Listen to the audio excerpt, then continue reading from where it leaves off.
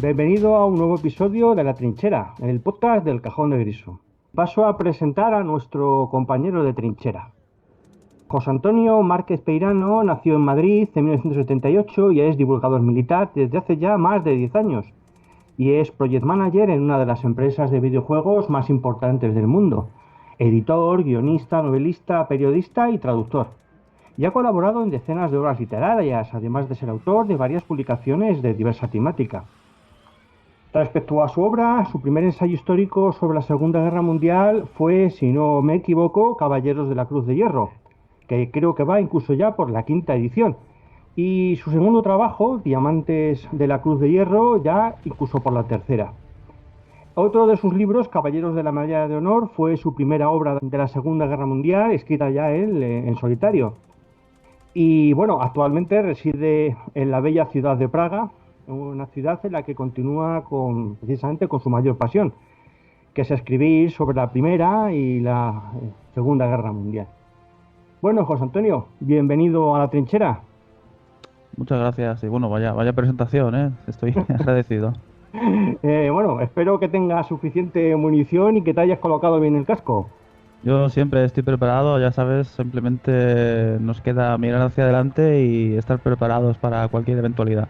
Juntos, Muy nuestro bien. pelotón es capaz de conseguir cualquier heroicidad, no hay problema. Estupendo, esa es la actitud. Acabas de publicar El final de Hitler, muerte en el Führerbunker. ¿No habías escrito ya anteriormente sobre este tema? Sí, efectivamente, publiqué hace aproximadamente unos 10 años una primera edición en la que hablaba precisamente del búnker de Hitler, del Führerbunker, y me centré principalmente en los propios planos del edificio, ¿no? De tal forma que la mayor parte de la obra estaba relacionada con el emblemático edificio en sí. Con el paso de los años, obviamente, pues he ido adquiriendo más y más información y luego pues tenía esa espina clavada de darle mayor protagonismo a los propios hechos que sucedieron en el propio búnker, ¿no? Y ciertos enigmas que se habían quedado sin resolver, que con el paso de, como digo, una década, ha habido nueva información Ujú. que he podido plasmar en esta obra. Y además he tenido la oportunidad de iniciar determinadas investigaciones históricas en torno a las figuras de los héroes de guerra que combatieron en Berlín, del bando alemán, entiéndase. Y bueno, mis pesquisas pues me llevaron finalmente a conseguir material suficiente como para publicar un Ajá. libro heredero del anterior, pero con material, como digo, completamente nuevo.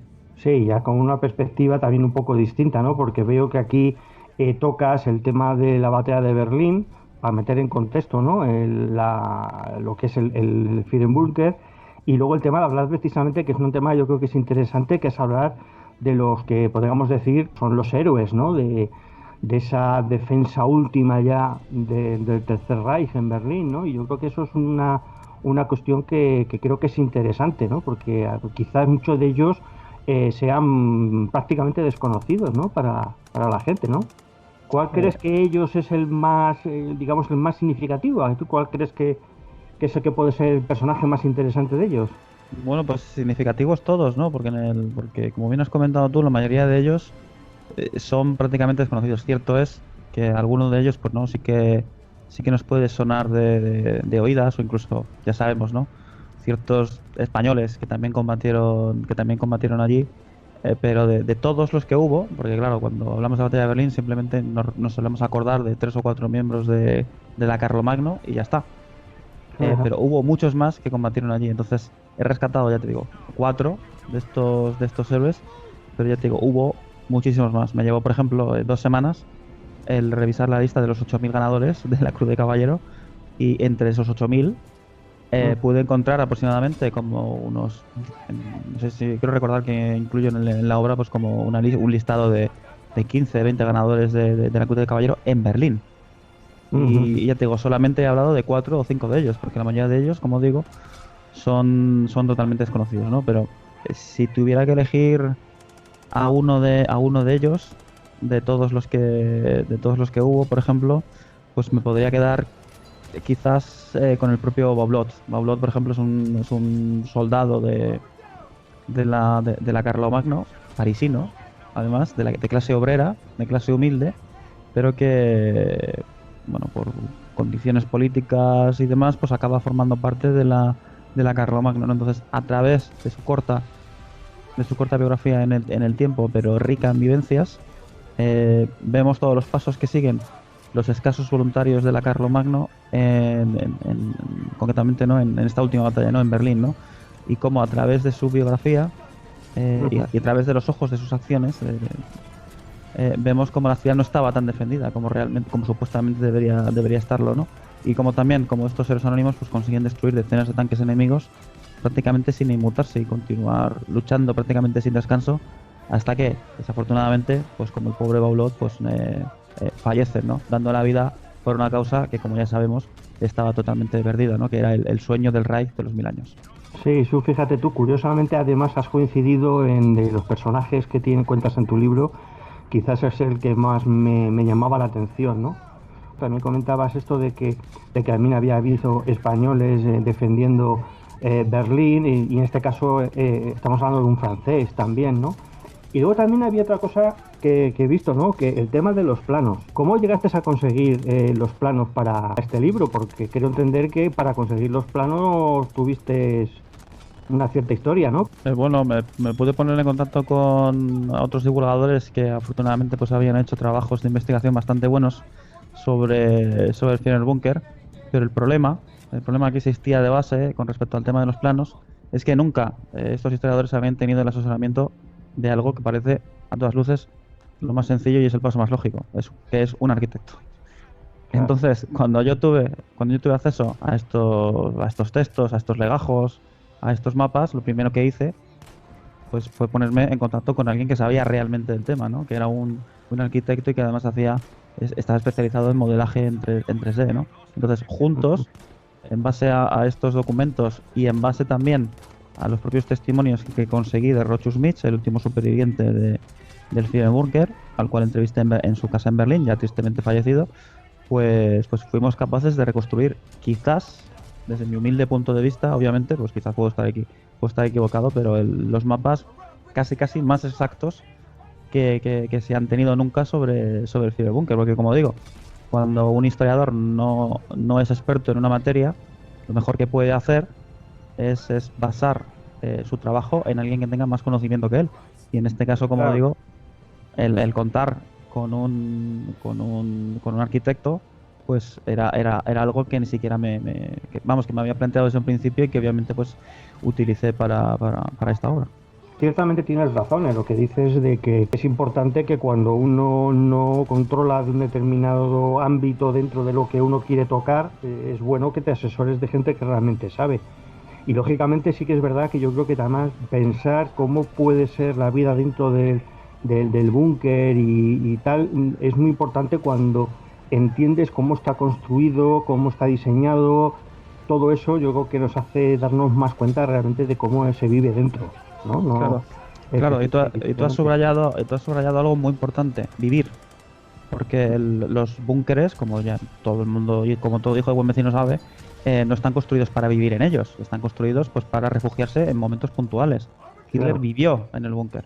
Ese es el detalle, ¿no? Y no solamente Hitler. Y claro, no es lo mismo vivir en un sitio totalmente cerrado, aislado del exterior, en el que lo único que puedes llegar a oír, por ejemplo, es el retumbar de las explosiones. Sin lugar a dudas. Sí, meterse en esa situación y claro, y evidentemente pues tener además testimonio de primera mano, ¿no? De una persona que ha sido, pues como comentabas, el último de los supervivientes del Führerbunker, que te haya podido contar sus experiencias, claro, yo creo que eso tiene un valor añadido. ¿No? Sí, de hecho, además, en la primera edición que realicé de la obra, no consideré oportuno incluir, por ejemplo, la entrevista que le realicé. Cosa que, por ejemplo, en esta nueva edición de la obra ha sido todo lo contrario. En esta obra sí que he incluido la entrevista a Rochus Mitch. Como la experiencia de quien ha vivido un periodo histórico, una situación histórica, no hay otra. Porque todos los que nos dedicamos a la divulgación partimos de muchísimas fuentes.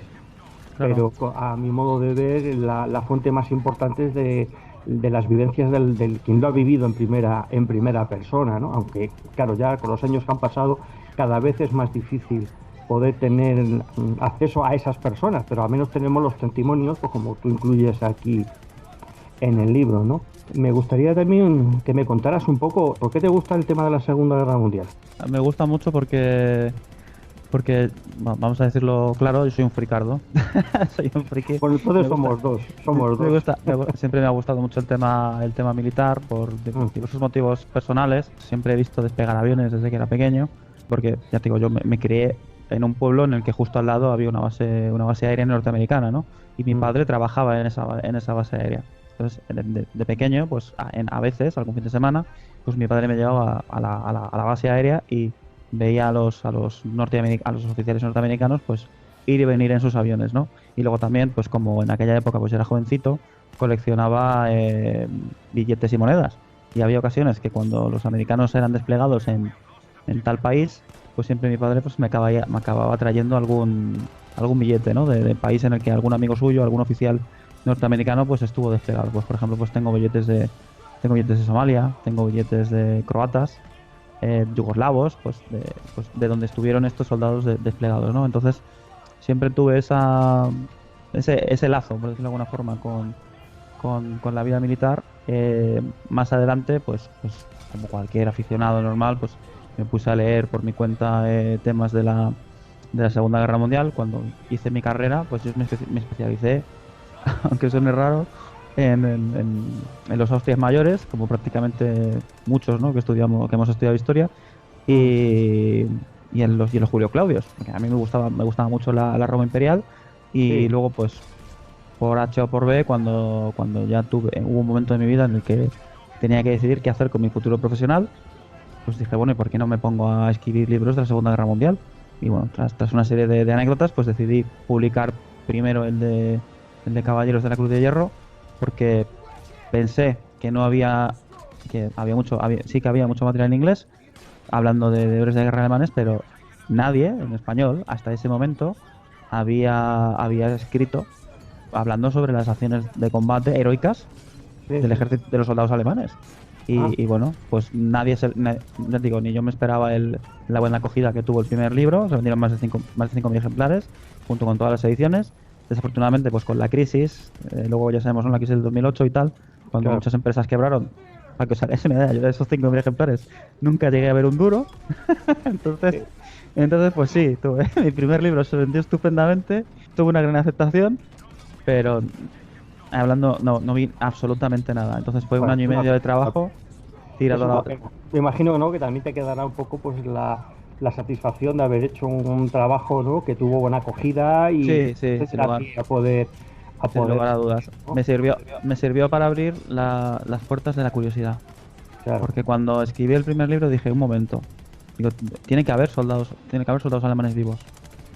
Tiene que haber veteranos de guerra aún con vida.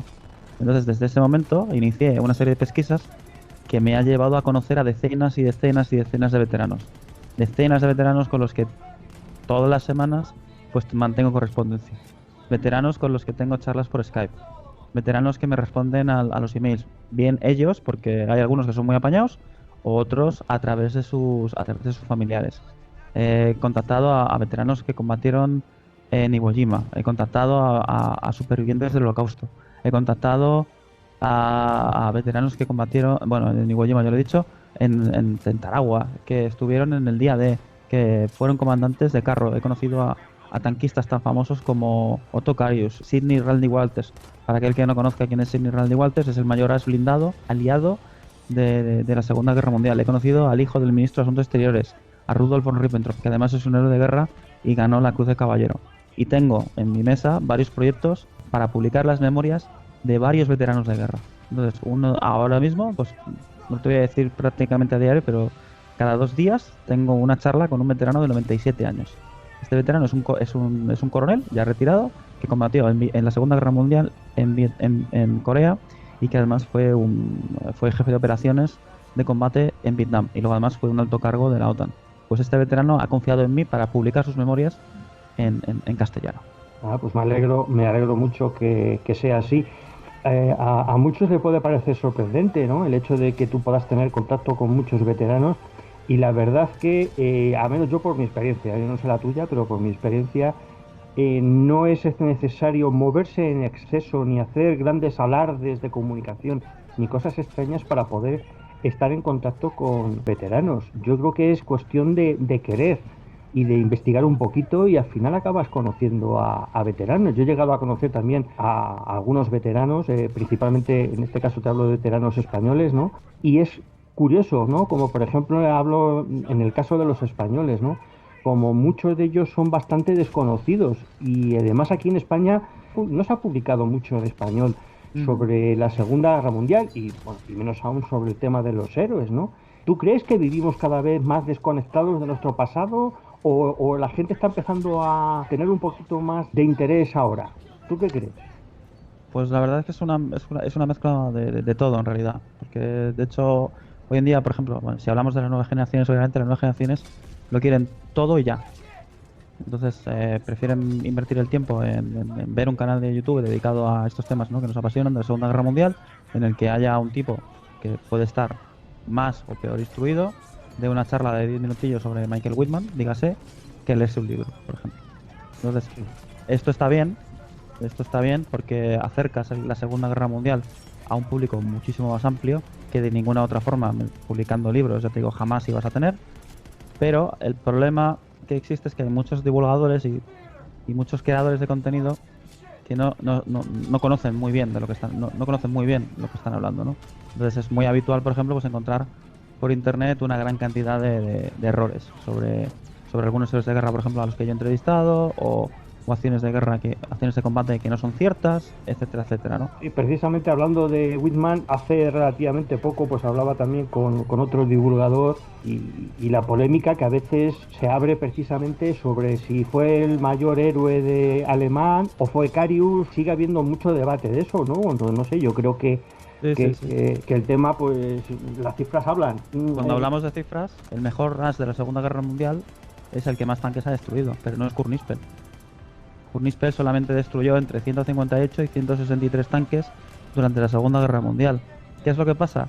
Que al no investigar, al no indagar, al no estar atento a las últimas novedades, a las últimas investigaciones que autores bastante buenos o incluso autores a título particular realizan, Mm, realizan intensas labores de investigación, pues este tipo de descubrimientos pues pasan sin pena ni gloria, salvo que, te digo, haya algunos divulgadores como yo pues que estén ojo a visor a la caza de nuevos datos, ¿no? Entonces, claro. aunque yo diga ahora la verdad, que Kurt Nispel no es el mayor as blindado de la Segunda Guerra Mundial, no va a servir absolutamente de nada, porque ya se ha forjado el mito.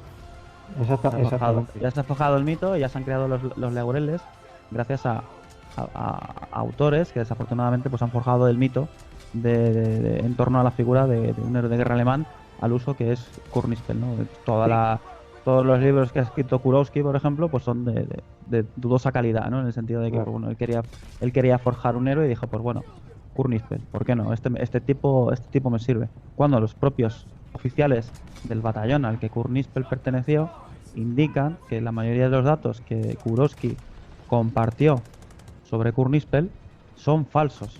Mm. Pero claro, yo sin ir más lejos, yo he bebido de las fuentes de Kurowski. Mis primeras obras hablan de lo que todo el mundo cree o que cree saber sobre Nispel, ¿no? Que destruyó 160 y tantos tanques, que era un maravilloso soldado, etcétera, etcétera. Pues la verdad es bien distinta. Con el paso del tiempo se van descubriendo cosas nuevas, se van abriendo archivos, se van encontrando nuevas documentaciones y la historia, pues, en muchos aspectos va cambiando. Claro. Lo que pasa, claro, si seguimos todavía basándonos en esos datos de libros que se escribieron hace 40 años y que no se han vuelto a revisar, pues si seguimos con los datos de hace 40 años, cuando hace 5 han surgido, por ejemplo, datos nuevos, pues no tiene mucho sentido. Dices que no, que Kurt Nispel no es ese héroe que tal pintan y no te hacen caso o te pueden llamar incluso loco, ¿no? Y pues bueno, pues a lo mejor tú has encontrado esos datos que corroboran esa opinión tuya. El que no tiene esa opinión lo que tendrá que es aportar unos datos que contradigan tu opinión y admitir si es lo que tú dices o es lo que dice él. Claro, pero es que el problema radica en que si los propios oficiales de Nispel han levantado la voz para decir que es mentira, ¿a quién va a hacer caso a un divulgador? ¿Sabes lo que te quiero decir? Si es Claro. cierto que yo en mis obras pues puedo dar mi opinión y mi punto de vista y luego yo siempre yo simplemente me dedico a exponer los datos y dejo que sea el propio lector el que decida Claro. sobre estos asuntos, ¿no?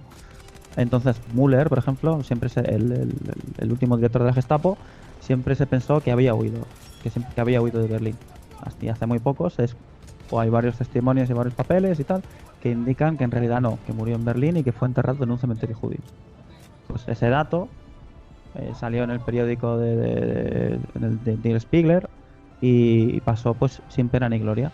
Entonces, si nadie recoge ese dato y lo hace público, público en el sentido de que lo amplía, ¿no? Para que esté a disposición de todo el mundo, ese posible final de Müller se perderá, ¿no? Entonces yo recojo esa información y la plasmo en la obra. Luego también, realizando investigaciones, descubres también lo que hemos dicho antes, ¿no? Que a veces pues tú tienes una serie de datos que puedes encontrar en la Wikipedia o en otros autores y descubres que pues fulanito destruyó 15 tanques, fulanito destruyó 18 tanques durante la batalla de Berlín. Tú que te has leído la obra sabes perfectamente que hay uno de los héroes de guerra que yo presento en la obra, que es un embaucador, Heinz Heuer, sin ir más lejos. Sí, claro. Este tipo dijo a lo largo de toda su vida que le había destruido 15 tanques durante la batalla de Berlín y que había sido condecorado con la Cruz de Caballero. Pues nada, verdad universal. Nadie se molesta a investigar el asunto y dicen, venga, de acuerdo. Sí, sí, efectivamente, este tipo es el único oficial de policía que ganó la Cruz de Caballero y que además destruyó 15 tanques durante la Segunda Guerra Mundial. Bueno, llego yo, pues, ya digo, que yo no soy un Sherlock Holmes, investigo un poco y descubro que todo es mentira. Descubro que toda la historia que él se había inventado era simplemente para conseguir una pensión, ¿no? Recuerda también, por ejemplo, el caso este, que ahora no recuerdo su nombre, pero aquel que fue presidente de la Amical de Mauthausen, que se hizo pasar por víctima del Holocausto y resultó que todo era falso. Y a todo Sí, el sí, mundo sí, sí, sí. mantuvo embaucado. O sea, yo lo que creo es que, o bien, por el tema de la edad, quizás también puede ser que la memoria de la gente, con el paso del tiempo, pues quizás queda distorsionada de lo que en un momento pasó, pero bueno, para eso precisamente yo creo que está, ¿no? El hecho de que se puede investigar en otras fuentes, no solamente fiarnos de lo que un personaje cuenta, como este personaje que destruyó, según contaba él, Sí, 15 sí. tanques y luego no había hecho absolutamente nada de eso. Él lo dice, pero bueno, vamos a ver, ¿dónde está la documentación que eso lo atestigüe? Porque lógicamente a ti te ponen una medalla, no te dan la medalla y ya está, ¿no? Te dan una Claro, documentación en la que a ti se te otorga esa medalla, que también puede ser que a lo mejor en el tema de la batalla de Berlín ya en esos momentos no estaba la cosa como para andar haciendo muchas anotaciones, pero bueno, si luego uno investiga un poquito y lo encuentra, pues quizás eso es importante, ¿no? Para mí es muy importante establecer una diferencia, ¿no? Entre lo que es el registro, lo que es registrar la historia como tal y lo que es la memoria, ¿no? O sea, ¿tú crees que hay una línea que realmente deje las dos cosas claramente o quizás la memoria muchas veces puede llegar a traicionarnos? la memoria falla, por supuesto. No es lo mismo pedirle a alguien que recuerde los hechos acaecidos hace 5 años que 75. Eso está claro. Por ejemplo, voy a poner un ejemplo muy claro. Cuando Otto Carius escribió su libro Tigres en el barro, lo escribió en los años 50, años 60. Bueno, cuando yo entrevisté a Otto Carius, eran 2010. Entonces, claro, había datos que él había indicado en el libro de los cuales no se acordaba. Claro, O mezclaba las cosas o confundía a un tanquista con otro. Entonces es normal que con el paso de los años esos recuerdos que tú tienes se tergiversen un poco o sencillamente no te acuerdes. O la versión que estés dando sea diferente a la versión que has dado en otra entrevista. Porque, por ejemplo, Otto Carius decía hace, pues no sé, bueno, cuando estaba vivo, obviamente, hace 5 años antes de que falleciera, por ejemplo, que él había conocido a Kurt Nispel, a la tripulación de Kurt Nispel, y luego cuando yo le entrevisté se refería a Michael Whitman. Entonces, hasta ese punto llegaba el veterano a confundir un tanquista de las Waffen SS con un tanquista, con un oficial del GER, ¿no? Bueno, oficial, claro. suboficial en este caso, ¿no? Entonces claro, la memoria de los veteranos es fiable hasta cierto punto. Luego tiene que ser el investigador Efectivamente. responsable de chequear lo que está, las fuentes que está recogiendo, ¿no? Por ejemplo, ahora estoy escribiendo un libro sobre las memorias del piloto al que he mencionado anteriormente, el piloto de P-51, el coronel Joseph A. Pettiburs.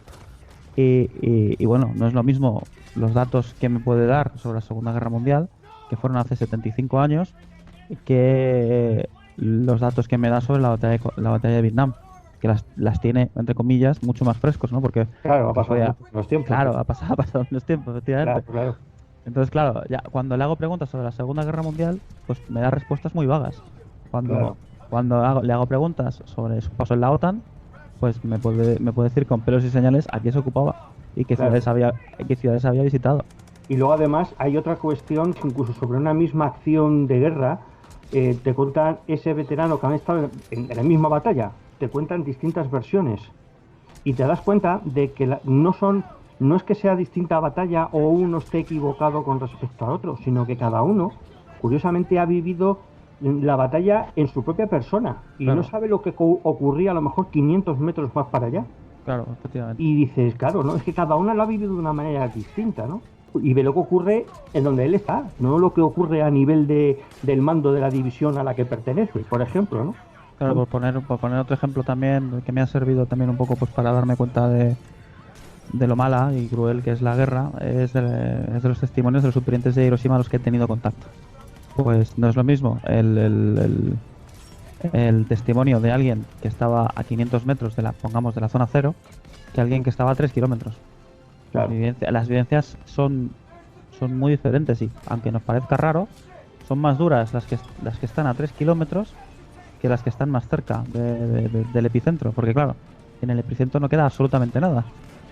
Entonces la gente que sobrevive, pues sobrevive prácticamente de milagro, ¿no? Cuando los que están a 3 kilómetros, pues se levantan con todo en ruinas, cadáveres por todas partes, y ese tipo de cosas, ¿no? sí, justo, Entonces, justo. Es un detalle además bastante significativo eso que estás contando, porque ahí es donde se ve precisamente esa diferencia. Claro, cerca del epicentro estaba todo vaporizado, claro, por decirlo así, y sin embargo, cuanto más te ibas alejando, ya encontrabas pues, los cadáveres carbonizados, las casas ardiendo, los edificios en ruinas. Y claro, tú divulgas a través de los libros, pero ¿te has planteado utilizar otros medios aparte de escribir o los utilizas? pues antes tenía un canal de podcast y Mm, todos los días subía un programa. Llegué a tener pues como 170 y tantos programas, pero claro, llega un momento en el que si estás dedicándole tiempo a hacer podcast o a un canal de YouTube, no puedes escribir. ujú. No puedes dedicarle tiempo a ponerte en contacto con veteranos, no puedes gastar tu tiempo hablando con veteranos por Skype, sin ir más lejos, ¿no? Como no vivo de esto, como te puedes imaginar, no soy un Jesús Hernández, no soy un víbor, tengo mi trabajo y luego aparte pues tengo mi pasión, que es esta, ¿no? Que es la de divulgar a través de los libros. Mm. Entonces pues finalmente decidí pues seguir publicando, porque realmente es lo que más me llena. Me encanta por supuesto venir a los podcasts y ir a un programa y a otro, hablar, divulgar, entre amigos, ¿no? Porque al fin y al cabo es lo que hacemos, ¿no? Como me estás contando que bueno, que realmente tú has decidido pues hacer la divulgación a través de escribir. ¿Has pensado o tienes contacto con otra gente para poder coescribir un libro o participar en algún otro blog de divulgación, por ejemplo, pues escribiendo algún artículo de vez en cuando o alguna cosa así? Pues hombre, yo siempre estoy abierto a colaboraciones, así que cualquiera que me quiera escribir o solicitar una colaboración, pues estaré encantado de revisarla y de responder, sí, sí, claro. Bueno, pues nada, pues Sin ningún entonces problema. te lanzo el guante si quieres y podemos cualquier día hablar de que, bueno, si llevas un pequeño artículo para mi blog, para el Cajón de Grison, yo estaría encantado de que lo pusieras ahí, aparte de que, bueno, también publicaremos, ya lo digo ya para los oyentes, un artículo hablando precisamente sobre tu último libro, o sea que ahí te lanzo el guante para que si te animas, cuando tú Muy quieras, bien, muy bien. una presión, lo Cuenta con podamos ello hacer. entonces. ¿Tú crees que realmente el trabajo que hacemos nosotros como divulgadores, cada uno dentro de su parcela, ¿no? Hablamos, como has hablado antes, de los youtubers, como estamos hablando pues, aquí a través de un podcast o en el caso de los blogueros, ¿tú crees que realmente tiene un importante valor social? Hombre, yo creo que sí, porque al fin y al cabo lo que estamos haciendo es divulgar la historia, ¿no? Entonces, creo que es una labor bastante importante que antiguamente, muy poca gente la realizaba, ¿no? Gracias ahora a las nuevas tecnologías y al acceso de Internet, todo aquel que quiere estar informado sobre un tema que le guste o sobre el que tenga curiosidad va a poder hacerlo. Y va a poder hacerlo de muchas formas diferentes gracias a todos estos creadores de contenido. Blogs, podcasts, canales de YouTube, etcétera, etcétera, ¿no? Y eso también, pues al final, en cierta forma, ¿no? También los beneficiados son los propios autores de libros, ¿no? Porque cuando alguien ya realmente siente curiosidad sobre algún tema, pues sí que indudablemente va a tratar de buscar algún libro que sacie su sed de conocimiento, ¿no? Divulgar, por supuesto, es algo maravilloso que además mucha gente, como nosotros, creo, lo hace sencillamente por el simple hecho de querer compartir historias, ¿no? Sí, me pasa exactamente igual que a ti, o sea, yo no vivo de esto, yo vivo de otra cosa, porque la cosa no está así, pero yo sobre todo lo que tengo es el ansia de poder contar y disfrutar de mi afición, que es la historia, en este caso de la Segunda Guerra Mundial, y contárselo a la gente. Claro, hay gente También, que crea contenido solo por el simple hecho de ganarse unos euros, ¿no? sí, exactamente, yo creo que hay, Entonces, y quizás hay que, a mi modo de ver, un poco más desvirtuado. Ahora, no te quiero decir que haya habido gente, perdona, que haya empezado como afición y al final haya visto que esto realmente le resulta rentable y gana dinero, no sé. mm, Lo que yo también veo es que tenemos acceso a mucho contenido que mucha gente no se sepa realmente muchas veces nutrir de lugares en los que la información, aunque tampoco pueda ser muy completa, pero que sea veraz, que no esté manipulada, ¿no? Y quizás existe ese riesgo, ¿no? A que puedas leer información contrastada o que mm. simplemente se lo hayan inventado ese tipo de cosas, ¿no? Sí, sí, sí, sí, sí. Y luego también, obviamente, los creadores de contenido se ven a su público. Entonces, por ejemplo, no voy a decir nombres, obviamente, pero una vez hablando con uno de estos creadores de contenido, le dije, oye, mira, la información que tienes referente a este héroe de guerra es errónea. Y me dijo, no, mira, es que la gente prefiere oír heroicidades. No quiere oír que fulano o mengano son unos embusteros o que esa acción no tuvo lugar. Eso no me da visitas. Entonces, Claro, entonces hay que lo que primas, el espectáculo o la rigurosidad. Es un detalle curioso. Yo prefiero en mi blog, pues me gusta tocar sobre todo cosas curiosas o que no son demasiado conocidas, antes que, por ejemplo, tocar todo tema sobre la Alemania nazi, que parece ujú, que es como que es lo que más llama la atención, ¿no? En cuanto publico alguna cosa que tenga una cierta relación, tengo muchos más visitas, más comentarios de la gente, que a lo mejor cuando toco cualquier otro tema que no tiene que ver con eso, digo, pues me parecía mucho más interesante este otro tema que no tiene que ver con la Alemania nazi. Sin embargo, no, cuando claro, tocas algo claro. de la Alemania nazi o de las SS o cosas así, parece como que a la gente le atrae más. O sea, Claro, ya te ¿qué digo, crees tú que tiene esa fascinación la Alemania nazi o el ejército alemán? pues es porque son los malos y perdieron. Quizás, Básicamente, ¿no? ¿no? O sea, que eso me recuerda un Entonces, poco, ¿no?, a esta frase en habla, esta que dijo, creo que fue Orwell, ¿no? La famosa historia que se utiliza muchas veces cuando la gente quiere negar determinadas cosas que cuentan, ¿no? Eso de la historia la escriben los vencedores, ¿no? ujú. Entonces dicen, mucha gente dice claro, que lo que tú cuentas está manipulado.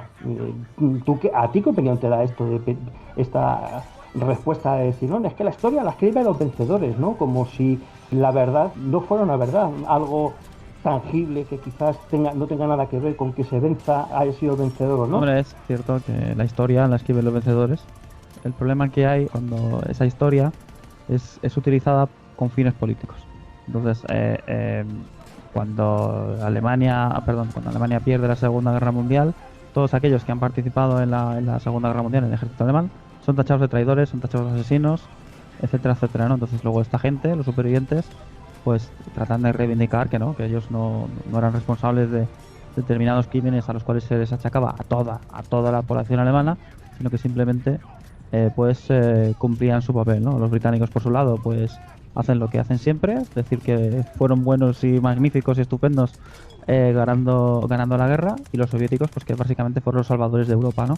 Entonces hasta hace muy poco, por ejemplo, obviamente antes de que cayera el telón de acero y todo esto, en la Polonia soviética, en los años 60, 70, en los libros de texto se podía leer que Hitler había escapado de Berlín, que había sido ocultado por los aliados y que la Unión Soviética pues llegó a Polonia para salvar al pueblo polaco para que Hitler no volviera, ¿no? Entonces ahí está el problema, ¿no? Tú puedes dar tu punto de vista, puedes ser partidista o no en base de quién eres y cuándo escribes, porque aunque un historiador debe ser neutral, sí es cierto que debido pues a tu educación, a tu formación y otro tipo de factores más personales, pues sí es cierto pues que te veas más a favor de determinados hechos o determinadas acciones, ¿no? Y te guste hablar más de esas acciones o darle un poquito más de importancia de la que realmente tuvo, ¿no? Entonces, el problema no es ese, porque todos más o menos pues podemos ver de qué pie coge a cada autor, ¿no? Y decir, bueno, mira, es que este autor le gustan mucho los Tigers. Entonces él dice que todos los Tigers son estupendos, ¿no? Por poner un ejemplo. El problema principal es cuando la historia es utilizada con fines políticos. Desafortunadamente, como ya sabéis, incluso en nuestro país, en España, también ha ocurrido esto, ¿no? Bueno, o ha ocurrido y sigue ocurriendo, ¿no? Y ocurrirá. Y seguirá ocurriendo, sí, sí, es triste. Es el problema cuando precisamente la historia se utiliza precisamente como arma política en muchos casos y cuando se tergiversa, quiere decir, se toma de la historia solamente la pequeña parte que te interesa para atacar al contrario, ¿no? Izquierda, Claro, derecha, centro, todos claro, meten. claro, y fíjate, además ahora estamos siempre hablando con el tema de las fake news, ¿no? Y todo ese tipo de cosas. Claro, no sé qué interés puede tener manipular la historia, ¿no? Sobre todo cuando son cosas que han sucedido hace ya, pues eso, 70, 80 años, 90 años, tal. No sé qué sentido tiene. El problema, que creo que es algo que hemos mencionado anteriormente, es que la gente no revisa lo que lee. La gente no revisa lo que escucha. La gente se cree lo que pues su sector, o sea, es decir, su sector político, su grupo de amigos o su familia le dice. Entonces, Claro. no, mira, es que todos los oficiales de la Waffen-SS eran malos. Pues ya está, verdad universal y punto. No, o todos los alemanes eran malvados durante la Segunda Guerra Mundial. Claro, quizás solamente creen lo que él quiere creer, lo que a él le gustaría oír, o como dices tú, lo que está dentro de su ámbito de ideología política o de conocimiento, y no intenta ir mucho más para allá, ¿no? Yo creo que es muy importante que cuando tú leas un libro o cuando ves un vídeo de YouTube o escuchas un podcast o lees un artículo en un blog o en un periódico y tal, no te quedes en la superficie o a veces incluso, como pasa en la prensa, en el titular, ¿no? La gente se queda con eso, con el titular y no profundiza más allá, ¿no? Claro, por ejemplo, una fake news, por ejemplo, que se hizo muy famosa, que viene a colación de mi libro, por ejemplo, es que Hitler sobrevivió a la Segunda Guerra Mundial. Como ya sabrás, hay muchos autores vende libros, como a mí Sí. me gusta llamarlos. Hitler en la Patagonia, Hitler en, no sé, en Eh, Argentina, en Chile, sí, sí, Venezuela. precisamente de eso te quería yo comentar, porque precisamente Hitler todavía sigue produciendo mucha fascinación en la gente, ¿no? Y a pesar de los años que han pasado, se siguen escribiendo libros y se siguen escribiendo artículos, pues como dices tú, bueno, lo último que leí yo hace relativamente poco ¿no? en un medio aquí español es que salía por ahí una historia en la que decía que Hitler no había llegado a Madrid y que había muerto aquí y que estaba enterrado en la Almudena. Pero lo gracioso es que hay gente que todavía se lo cree. Claro que se lo cree y lo Claro. peor de todo, gente que sigue alimentando este humo, ¿no? Entonces es por eso que en mi obra trato de dar algo de luz a este asunto. Bueno, luz no, simplemente expongo la verdad. La verdad Claro. es que todos, repito, todos, quedaros bien con esta palabra, todos y cada uno de los supervivientes de la batalla de Berlín, que tuvieron acceso a Hitler, lo que estuvieron en el Führerbunker, todos, absolutamente todos, indican que Hitler murió en el búnker. Vuelvo a repetir, todos, porque a lo mejor los oyentes no nos ha quedado muy claro. Todos. Entonces, los prisioneros que fueron capturados por los soviéticos. El NKVD, el servicio secreto soviético, no es muy amable con los prisioneros de guerra. Eso os lo puedo asegurar. He Ujú. tenido posibilidades de conseguir algunos testimonios de gente que fue amablemente, entre comillas, visitado por el NKVD durante muchas noches, a lo largo de muchos años, y no son muy amables a la hora de interrogar a los prisioneros. Más si la información que quieren saber es si Hitler murió o no en el búnker. Entonces, Claro. todos los prisioneros de guerra que cayeron en manos soviéticas fueron terriblemente torturados durante años para sacarles la verdad. La verdad es un informe que se llama el informe Hitler, que fue un informe escrito para Stalin, que algunos historiadores tuvieron la suerte de encontrar un único una copia de ese ejemplar en una zona de archivos que habían desclasificado. Pues ese archivo debería haber seguido clasificado, pero ya te digo, este divulgador alemán pues tuvo acceso a ese informe. Ese informe, que solo fue para Stalin, basado en estos testimonios arrancados a base de tortura, confirman y ratifican lo que yo ya he dicho aquí, que Hitler murió en el búnker. Quienes también han fomentado un poco esa idea ha sido precisamente ese hermetismo que tuvieron los soviéticos, ¿no? De hecho, cuando la guerra acaba en Europa, los primeros en anunciar la muerte de Hitler son los soviéticos. Claro. Son los primeros en anunciar que Hitler ha muerto, porque les interesa anunciar a bombo y platillo que ellos han ganado la Segunda Guerra Mundial, porque Claro. son los que han capturado Berlín. ¿Qué es lo que pasa? Que cuando ya empieza todo el rollo del telón de acero, los soviéticos cambian, después de hacerse con los restos de Eva Braun, de Hitler, etcétera, etcétera, les interesa cambiar el tono, el discurso. Les interesa crear un enemigo exterior. Les interesa crear fricción Claro. para mantener esas malas relaciones con los aliados, ¿no? Para mantener a todos estos países centroeuropeos bajo su órbita, bajo la órbita soviética. Es por eso que Stalin empieza a decir en los discursos que es que no, que es que los aliados tienen escondido a Hitler.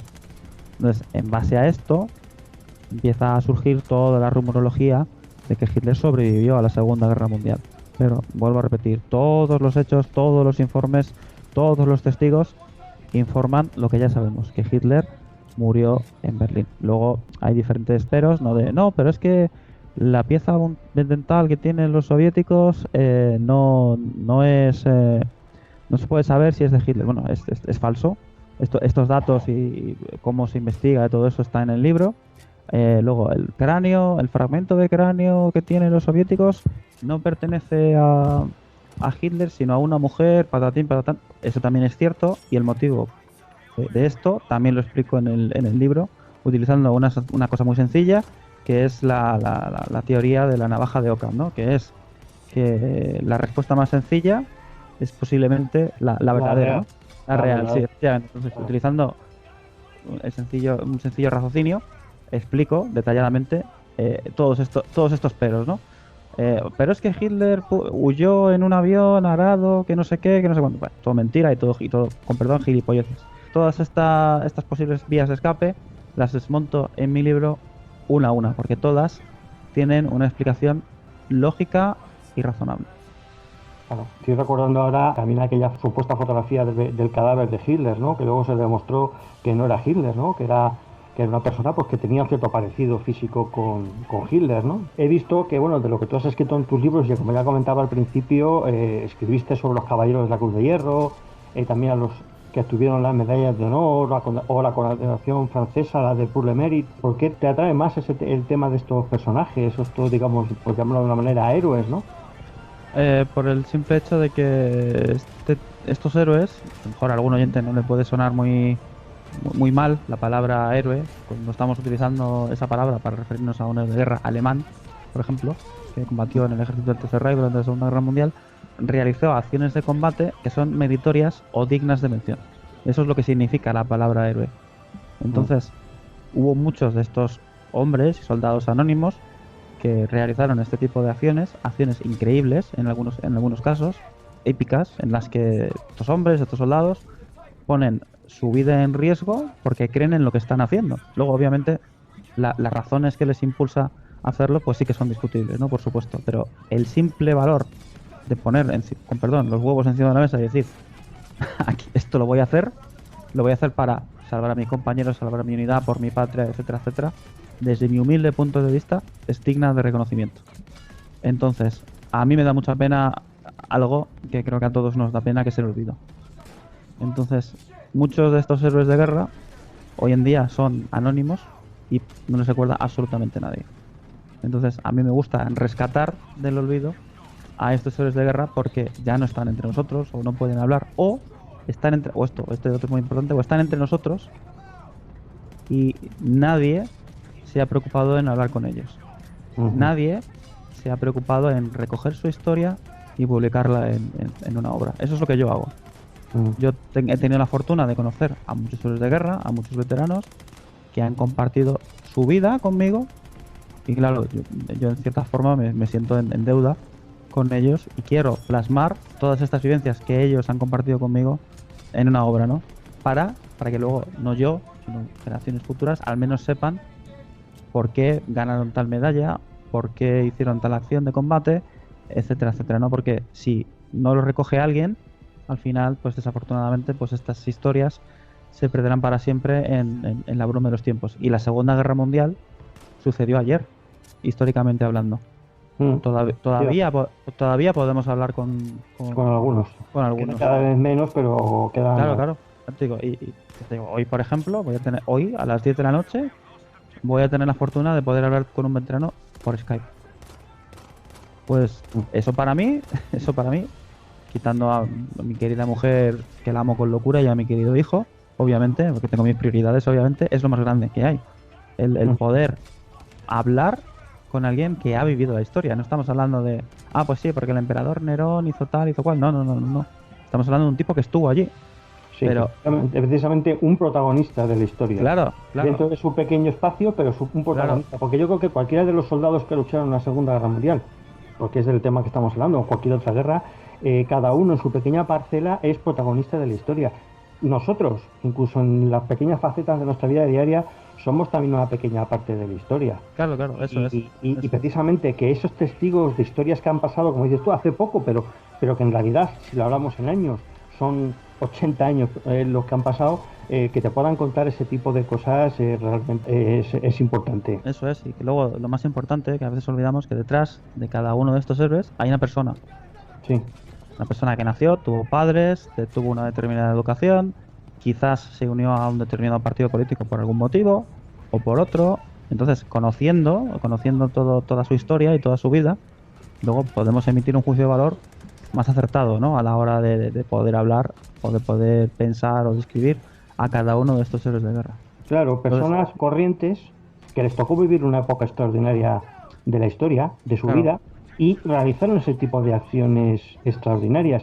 Y fíjate, y a colación de lo que estás comentando, ¿no? De que tú querías escribir precisamente porque no querías que entraran en el olvido, yo desde aquí quiero hacer un poco hincapié en el olvido que se tiene aquí en España de muchos héroes, tanto de nuestra guerra civil o incluso de muchos de los héroes que lucharon en la Segunda Guerra Mundial. Prácticamente cualquiera que conoce algo de la Segunda Guerra Mundial ha oído hablar de la División Azul, la conoce. Sí, sí, claro. Pero ¿cuánta gente sabe que hubo españoles en el ejército británico? Muy pocos. ¿Que hubo algunos españoles que desembarcaron el día D en el desembarco de Normandía? Muy pocos. ¿Que la primera unidad que entró en París cuando se estaba liberando eran españoles? De todo el ejército francés, la 9. Y sin embargo son muy desconocidas, pero ya no hablo solamente a nivel de la gente, sino que incluso a nivel institucional.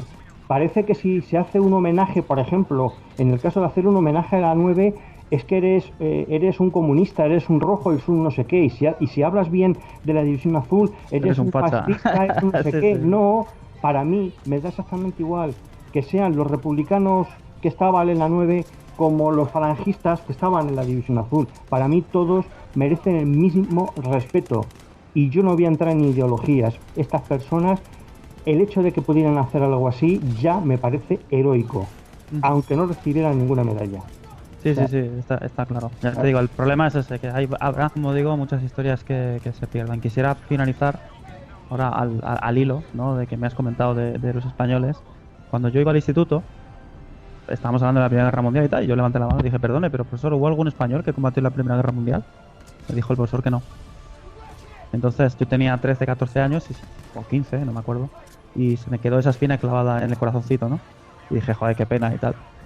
Pues el año que viene voy a publicar las memorias íntegras de un soldado español que luchó en la Primera Guerra Mundial y que además combatió en una de las batallas más horrendas de la historia, que es la batalla de Verdún. ¿Por qué? Porque este muchacho, porque seguramente en aquella época pues debería de tener 18, 19, 20 años, escribió sus memorias en un pequeño diario. Ese diario, por H o por B, por unas historias y tal, ha acabado en mis manos. Y ese diario describe los horrores de la Primera Guerra Mundial a través de los ojos, como digo, de uno de los nuestros, de un español. Fantástico. Aquí tendríamos que reivindicar más a nuestros héroes, no solamente los que lucharon en la Segunda Guerra Mundial, sino los héroes que lucharon en la Primera, los héroes que lucharon en la Guerra Civil, los que lucharon en las guerras carlistas, los que conquistaron América, los que lucharon contra los franceses, los que lucharon contra los ingleses. Y aquí, sin embargo, es muy triste, pero denostamos bastante a nuestros héroes. Y a nuestra propia historia. Así nos han enseñado. Y afortunadamente, pues bueno, algunos todavía no estamos en nuestro pequeño reducto galo, rodeados de libros, y bueno, aquí seguiremos, ¿no? Tratando de divulgar la historia. Efectivamente. Bueno, la verdad es que ha sido una charla muy entretenida. Podría estar muchísimo más rato hablando contigo. y ya nos has contado tus nuevos proyectos, lo que vas a sacar más adelante. Nada, estaremos muy pendientes de tus nuevos proyectos. Simplemente darte las gracias por pasar por la trinchera. Espero que lo hayas pasado bien, que hayas disfrutado. Aquí nos tienes y cuando quieras, pues estás invitado a seguir aquí en la línea del frente desde la trinchera. Por supuesto, quiero volver porque quiero ganar, quiero coser mis primeros galones y por supuesto quiero ganar la primera medalla, por lo menos la de buena conducta. Sí, sí, sí, sí. O por lo menos de llevar el uniforme limpio y el correaje bien abrochado. Eso va a ser un poco más difícil, pero bueno, se hará lo que se pueda. Estupendo. Espero que esta charla con José Antonio os haya parecido interesante, así que dadle un me gusta, suscribiros y compartidla. Y más historias como esta las podéis encontrar en el Cajón de Grison. Así que nos vemos pronto con otra historia en la trinchera.